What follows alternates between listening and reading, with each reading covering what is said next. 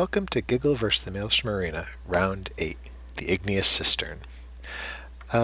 This time I started out the video outside the Maelstrom Arena, or at least outside the previous stage, because I'd had to log off, and in normal mode, that's okay. If you've completed one stage and you log off, you can come back and do the other one. What I'm doing here is very quickly swapping my skills around because I didn't think to do it before stepping into the arena. So I threw Reaper's Mark on in place of an AoE heal. The AoE heal is good for partying, really not needed when you're solo.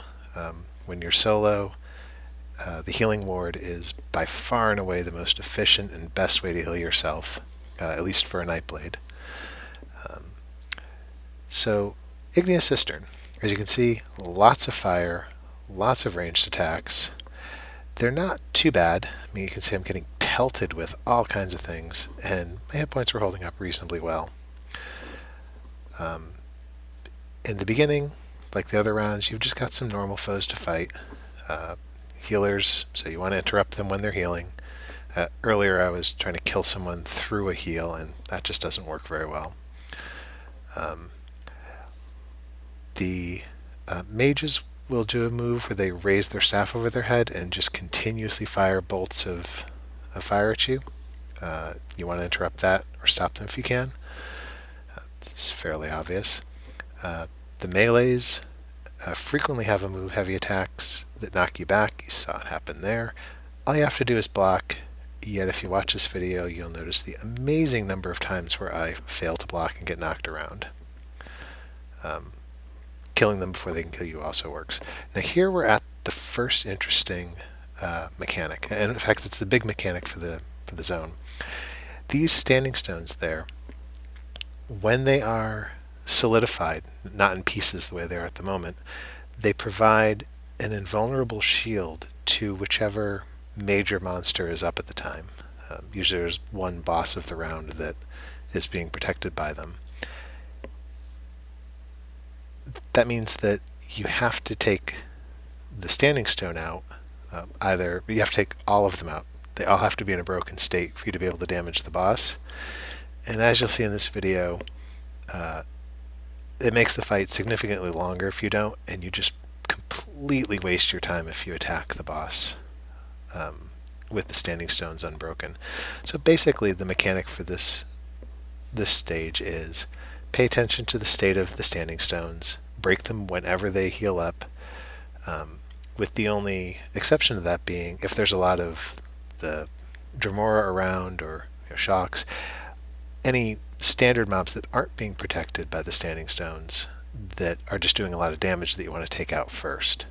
Then it's obviously okay to leave them up, leave the boss up, take out the little guys who are easier to defeat, get the damage that's coming in down to a manageable level, and then worry about the standing stones.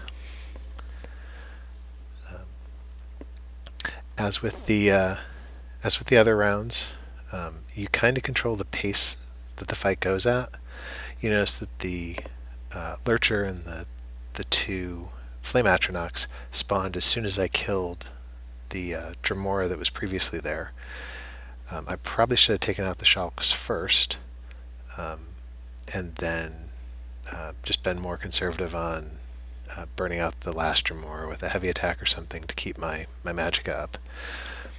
You can see I'm attacking the Infernal Destroyer there to absolutely no effect, because I'm not noticing that the stone behind him there is completely whole. So his hit points are maxed, they're not going down.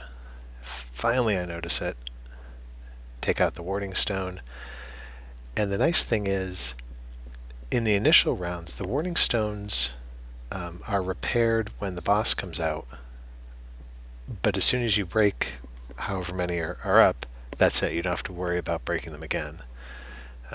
They'll stay broken through the rest of the round. In the final round, with the final boss, that's not true. They heal up, essentially. So you have limited windows of time where you can damage the boss. The Infernal Destroyer is not really too bad. Honestly, most of the mobs in this aren't too bad. Even the environmental hazards, the flame he does there and the flame that's shooting in from the sides, you can get around it pretty easily. Healing Ward's easily able to deal with it. There's no one-shot kill effect uh, in this round on normal mode like there is for the volatile poison from the previous stage. It's just a lot of people shooting you and doing damage. So if you can just get through that, you're pretty much okay. One thing you see me doing here a lot is putting Reaper's Mark on the people. That's the red column of light that goes up from them. That's reducing their defenses, and when they drop, I get a 60% heal, meaning 60% of my hit points come back.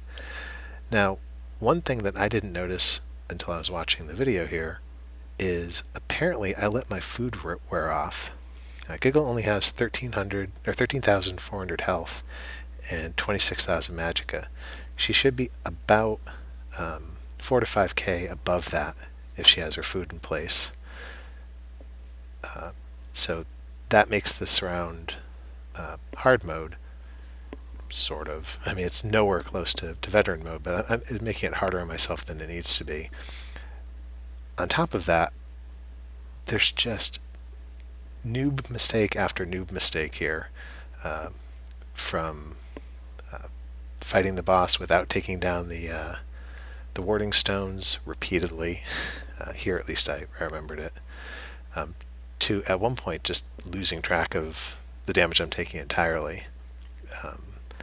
There's one nice move later on that I'll point out that I'm kind of happy to have done, but overall, you can do a much, much better job on this round than what you see me doing here.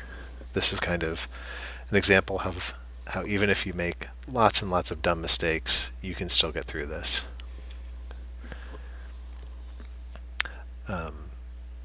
Because the terrain effects or the AoE ground effects aren't too bad, you have a lot of flexibility in moving here, and that helps tremendously.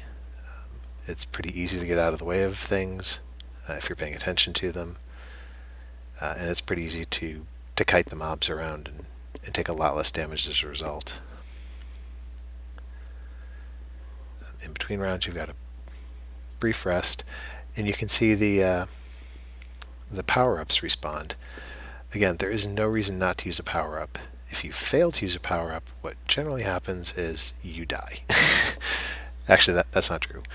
It's pretty easy to get by without using them, but the power-ups can definitely help, and there is definitely no reason not to use them. So once again, out to the Way Shrine, saving a soul gem, giving myself a chance to kind of recover mentally from losing. Clearly, my mind's just not in the game at the moment, though, because I go charging right back in, not even looking at my hit points, not looking at my magicka, not seeing that there's no food on, and I'm far weaker than I need to be. So that's kind of another tip. Don't be so eager to get back into the fight that you don't pay attention to what state you're in. I mean, I think I probably came into the fight that way, which is just silly. You can see low health. You notice I went low health and got the healing ward up, and it was more or less the entirety of my hit point bar. Again, you can see the orange bar at the bottom of the red bar. The orange bar represents the strength of the healing ward. So it's tremendously useful for magic characters. There, the Dremora is doing the sort of continuous attack on me, so you want to take him out if you can.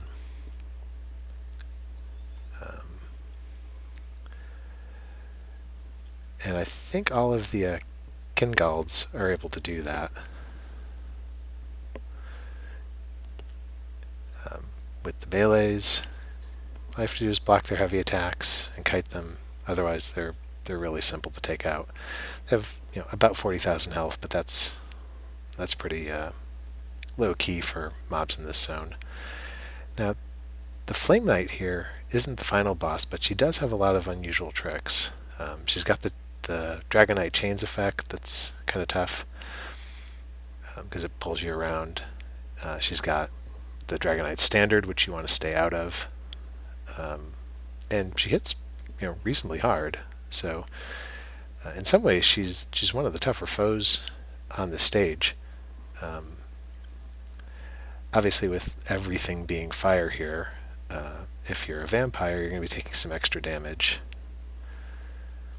Oh, and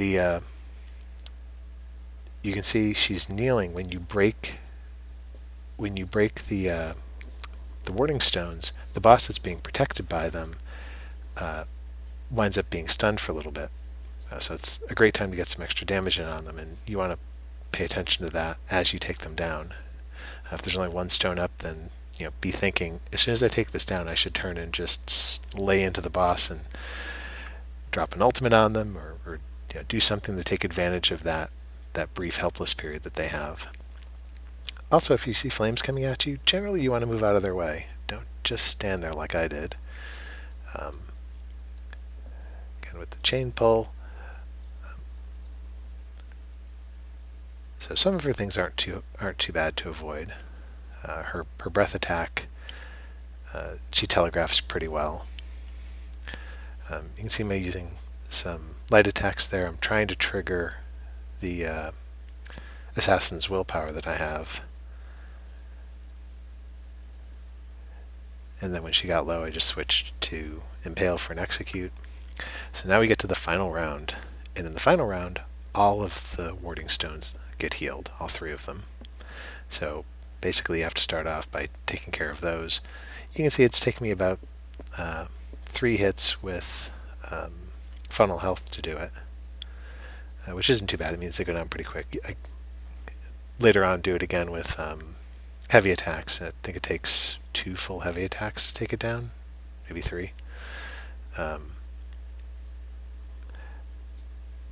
But for here, since Healing Ward is able to deal with the damage that's coming in, and since there's not a lot of one-hit kills to worry about, the way I was playing it was, as long as I have Magicka, I can throw up a ward, and I'm not very likely to die. Now you see she's incapacitated because I took down all 3 of the stones.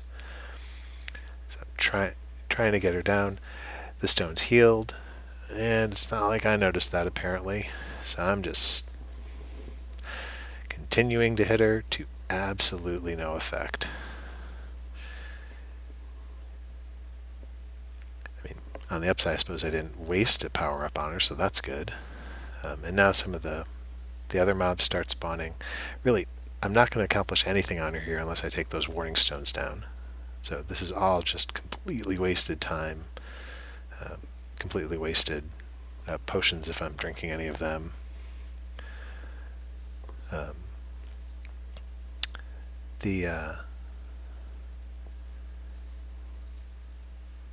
The other problem with wasting the time, obviously, is that you're having more of her ads, more of her helpers show up. And I believe things like the sap essence that I'm doing doesn't have an effect either, because she's essentially just not really being targeted by anything I'm throwing at her. So you can see I'm using funnel health. I'm getting back 11 hit points per tick, as opposed to over 1,000. And just more bad guys spawning. I don't think there's really an end to them.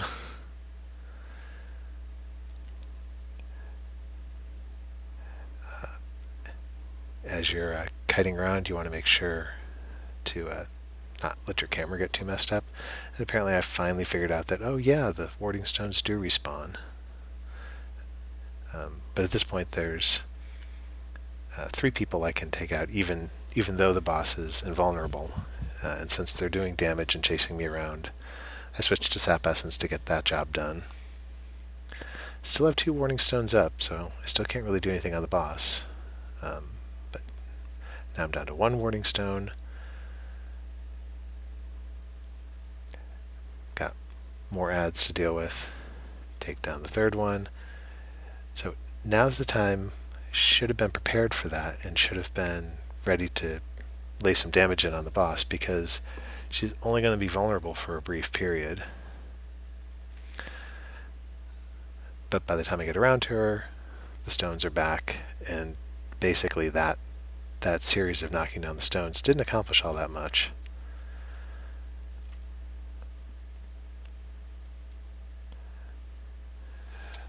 So I have to fight my way through the minions again, getting low on magicka.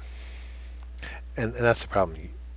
No matter how good your resource recovery is, you will eventually wear down, unless you can use tactics like heavy attacks that don't cost you anything and just give it back. But usually you don't really have enough time for that. You need to watch when she's doing that knockback attack on you that you're not too close to the lava. That's not a fun thing to fall into. The other thing is know when to stop doing resource recovery. I got back up to 100% health and 100% magicka there, which means I didn't really need to keep using heavy attacks. I should have switched to something that was more efficient. That was a good choice. Dropped an ultimate on her while she was in her helpless state, so that did a decent amount of damage, and pushed her low enough on health that she started using one of her other abilities, which is the big flame waves. You saw there, they're not too hard to dodge if you're ready for them. It's just step to the left or the right, and then step back the other way when the first set of waves passes you. But that said, it is easy to get hit by them too if you're not ready for it, like there. And the waves not only do damage, but they also stun you. So you want to make sure you break free of that as quickly as you can. It's in this round and in pretty much all rounds, it's never good to be stunned. You need the ability to respond to what's happening. There's a number of times in here that I come within one hit of dying and just happen to get the healing ward up in time. Here again, the warding stones are down, and I'm not in a position to take advantage of it. She comes back and she starts off with the flame waves, but again, if you're far away, they're pretty easy to dodge.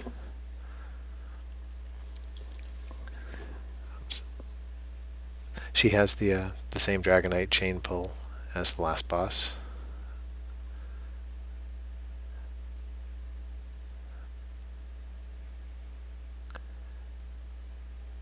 Yeah, 2,000 hit points, which could easily be one of the one attack from one person.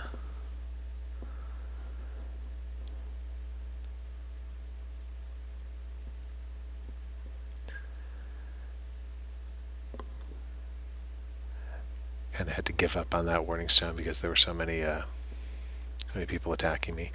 You can see the flame waves didn't actually do that much damage, the first one that hit me. It's just that it left me stunned, which wasn't good.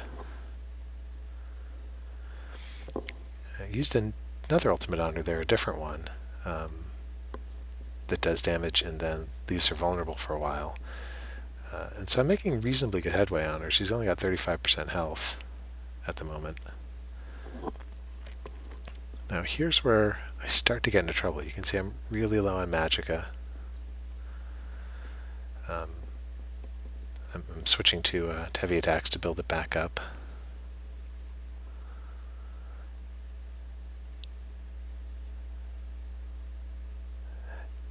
Getting damaged. Shield's up.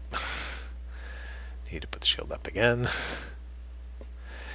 Attacking her, but it's not going to do anything because the stones are up, so I won't even be getting magicka back from it, aside from what the regular ticks I get are.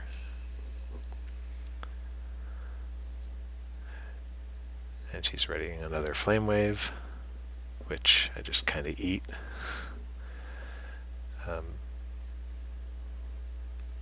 Like I said, on normal mode, that's very doable.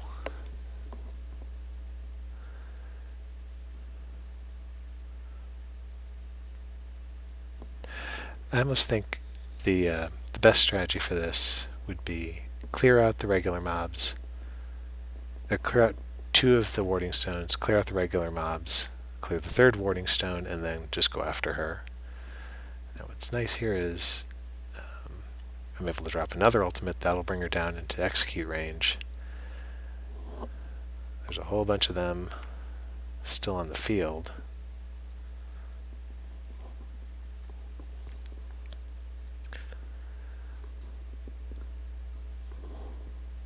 But I'm able to take some of them down, thin the herd a bit. I get the free healing from the Reaper's Mark there. And overall, I'm able to keep up enough stamina to do the break freeze that I need to, which is helping tremendously in this case.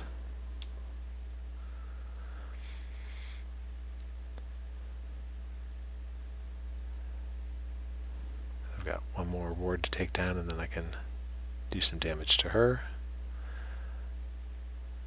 Get clipped by the fire again.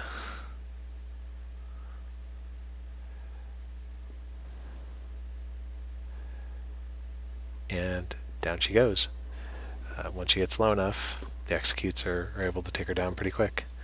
So, despite making a bunch of mistakes, it still wasn't too bad. I had one death, and that's when I was kind of not paying attention. And that gets us through stage 8. Next up, we have the Theater of Despair, the final round of the game, or the final round of the Maelstrom Arena. So, see you then.